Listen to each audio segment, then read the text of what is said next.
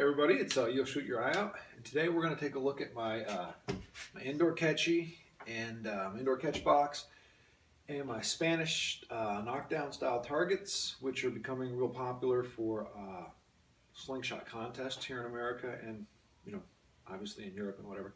Anyway, so we're going to start off with my catchy. I built this as just one big unit. That's a, you know, for storing like totes and stuff up above and below, camping gear, whatever.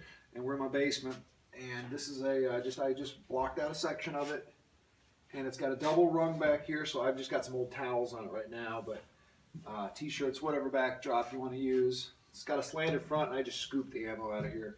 I could make some sort of receptacle for the ammo, but it's just easy to. What I did find out is that I put like a little piece of like an old doormat or something down here to kind of help keeps from bouncing too much and keeps it a little quieter. So, Spanish style knockdowns, you see here, they're set on, yeah, see they're on with little magnets. It's a standardized set, kind of universal. 30 points, so this is the 10-pointer, those are 2 points. 3 points here, 6 points and 4 points. You get 7 shots. You don't have to knock it clean off, but you do have to hit it. Sometimes they don't fall off, but these are pretty good about falling off. A friend of mine, Chuck Davis, made these for me. They're out of a old conveyor belt, which works really well. And he's got a little bracket on the back. So this is kind of the format that a lot of tournaments are going to now. It'll be 4 rounds. Usually it's 4 rounds, so you get you'll get just 1 round. You know, everybody will cycle through, and then you'll shoot your next round, and they'll keep track of the points. It's a little nerve-wracking because you've only got 7 shots every 20 minutes or whatever. So when I practice, I like to come down and just practice 1 round at a time. I'll take 1 shot, and then later in the day I'll come back, and when I get time, I'll come back and so I practice 1 round at a time.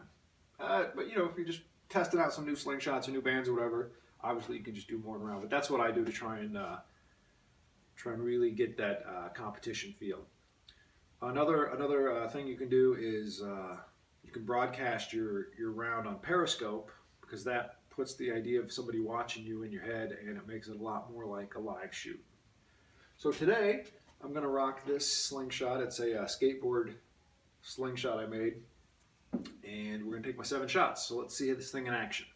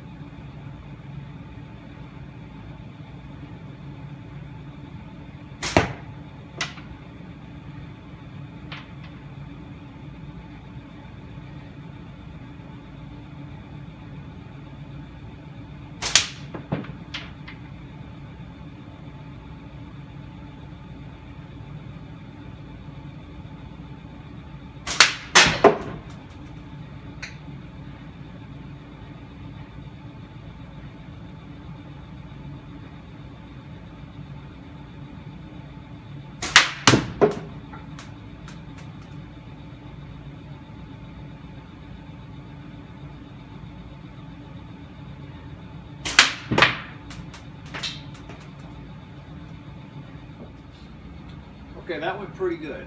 I got a score of 28, which is super competitive. If you could score 28 4 times in a row, you'd more than likely win most every tournament. That's super competitive. If you could continue if that was your consistency, then that'd be real good. It's not my consistency, but if that was, it'd be fantastic.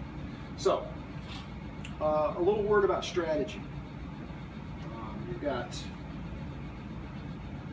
3 pointers going here. These 4 targets should be kind of automatic. If you're going to shoot at a competitive level, you should be able to hit these nearly 100% of the time from 10 meters.